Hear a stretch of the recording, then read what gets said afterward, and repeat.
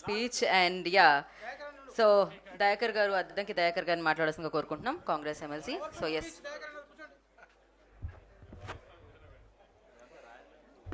అందరికీ నమస్కారం. ముఖ్యంగా నరహర గారికి ప్రత్యేక కృతజ్ఞతలు తెలియజేయడానికే వచ్చిన నేను ఒక్కనే అనుకుంటా ఎస్సీని దీంట్లో ఉన్నది.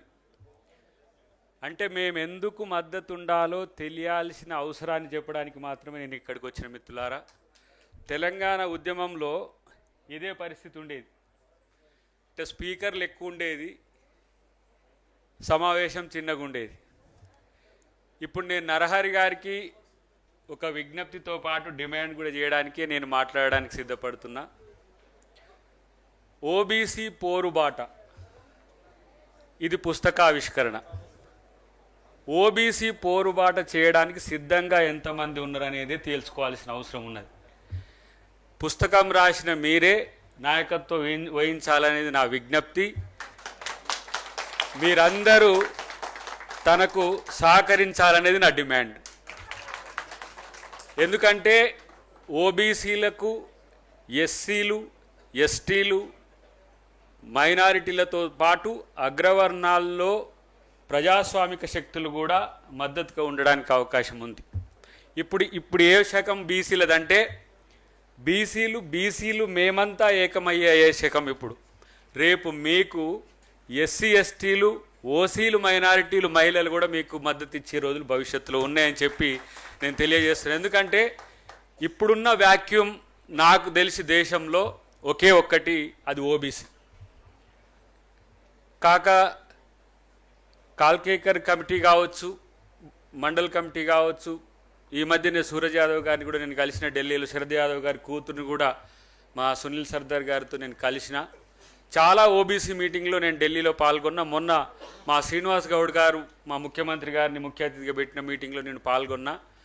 నేను ఇంతవరకు ఇంత చైతన్యం దేశంలో ఓబీసీల్లో ఉన్నదని కనుక్కున్న మొట్టమొదటి మీటింగ్ నేను శ్రీనివాస్ గౌడ్ గారు పెట్టిన మీటింగ్ ఢిల్లీలో. ఎందుకంటే వివిధ రాష్ట్రాల నుంచి ఎంపీలు, మాజీ మంత్రులతో సహా ఉద్యమకారులందరూ వచ్చిండ్రు అక్కడికి. ఎందుకంటే ఎక్కడైతే అణిచివేత ఉంటుందో అక్కడే ఎక్స్ప్లోషన్ కూడా అవకాశం ఉంటుంది.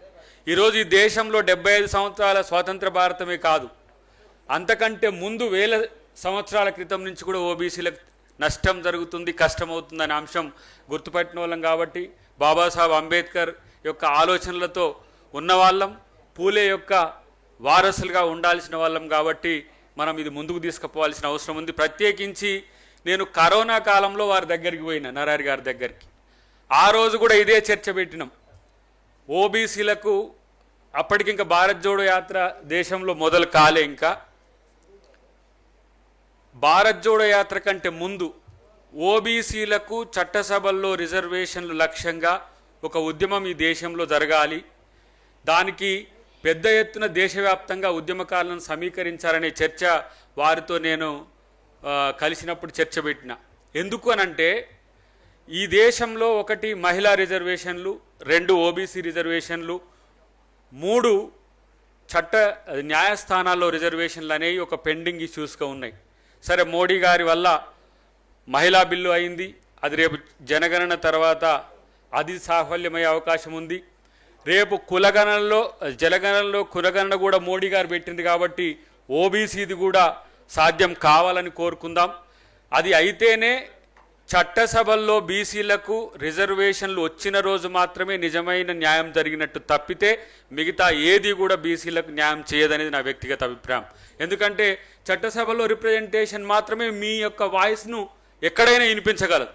కాబట్టి ఆ చర్చ రేపు మోడీ గారి ప్రభుత్వంలో మరి బిల్ అవుతుందా లేదా అనేది ఒక చర్చ అయితే, నా దృష్టిలో ఓబీసీల చైతన్యం ఈ దేశం యొక్క సర్వతోముఖాభివృద్ధికి అవసరం.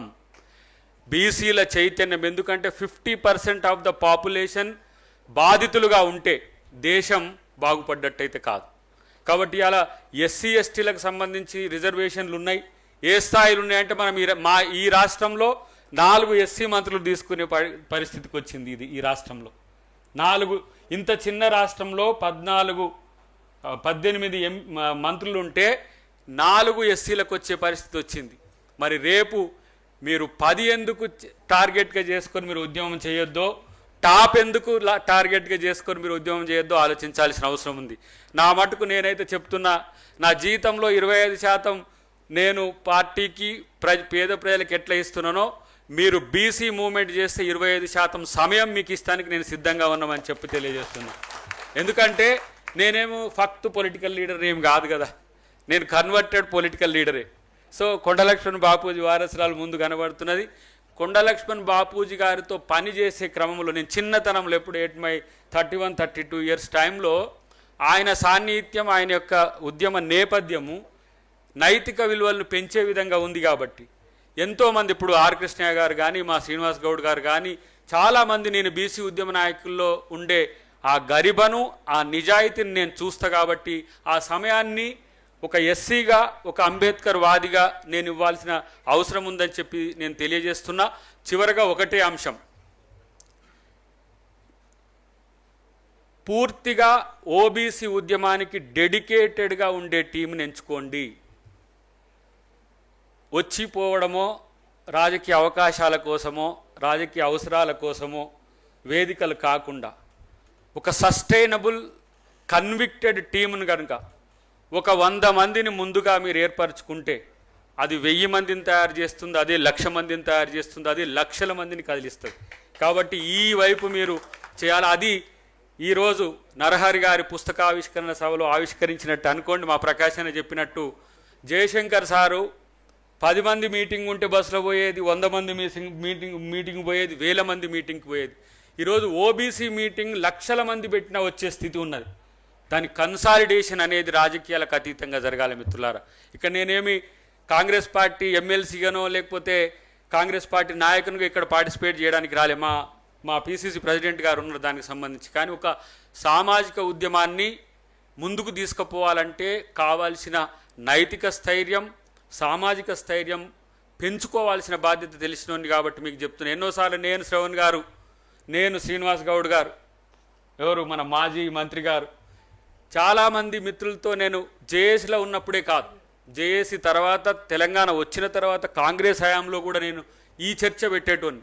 అవసరమైతే మనము కాశ్మీర్ నుంచి కన్యాకుమారి వరకో, కన్యాకుమారి నుంచి కాశ్మీర్ వరకో, లేకపోతే పడమట నుంచి తూర్పు వరకో దేశాన్ని మొత్తంగా కదిలించే ఒక మూమెంట్ని చేయాల్సిన అవసరం ఉంది. ఇది మా రాహుల్ గాంధీ గారి మాట నాకు ఎందుకు ఇన్స్పిరేషన్ ఉంటుంది అంటే, తను అన్నాడు, ఇది బీసీలకు చట్టసభల్లో రిజర్వేషన్లు అనేది నా రాజకీయ లక్ష్యం కానే కాదు, నా జీవిత లక్ష్యం అని చెప్పిండు. ఎన్నో సందర్భాలను చదివిన తర్వాత, ఎంతోమంది బీసీ మేధావులతో తను మీటింగ్ అయిన తర్వాత, ఈరోజు మేము కాంగ్రెస్ పార్టీకి లాయల్గా ఉండటం అని అంటే కారణం ఏంటంటే ఓబీసీ, ఎస్సీ, ఎస్టీల కోసం వాళ్ళు ఆలోచించే తీరులో ఒక నిజాయితీ, నిబద్ధత కనపడమే. కాబట్టి నేనేమంటున్నంటే, అందరినీ అన్ని సందర్భాల్లో మెప్పించలేం, ఒప్పించలేం. ఎవరి అవసరాల కొరకు వాళ్ళు వస్తుంటారు, పోతుంటారు. కానీ బీసీలు ఈ దేశం యొక్క అస్తిత్వం, వాళ్ళు మాత్రమే, వాళ్ళ అభివృద్ధి మాత్రమే మిగతా వర్గాల యొక్క. ఇప్పుడు మీరు బలంగా ఉంటే గొంతు లేని వాళ్ళందరికీ కూడా గొంతుగా ఉండే పరిస్థితి ఉండే. నేను ఉత్తరప్రదేశ్లో చూస్తా, అదే బీహార్లో చూస్తా, ఆ అఫెన్సివ్ పాలిటిక్స్, వాళ్ళ ఆ వర్గాలకు కావాల్సింది ఏదైనా ఉంటే వాళ్ళు సాధించుకునే తీరులో ఒక మార్పు ఉన్నది. కాబట్టి రేపు తెలంగాణలో కాదు, ఆంధ్రప్రదేశ్లో కాదు, యావత్ భారతదేశంలో బీసీల యొక్క అస్తిత్వాన్ని పెంచే దిశగా ఒక ఉద్యమ కార్యాచరణ ముందుకు పోవాలని చెప్పి తెలియజేస్తూ, జై భీమ్, జై పూలే, జై Bharat. Thank you. Thank you so much Dayakar గారు. అండ్ నా ఫైనల్గా ఓట్ ఆఫ్ థ్యాంక్స్ ఇవ్వడానికి co writer of this book, so Prithviraj Singh గారిని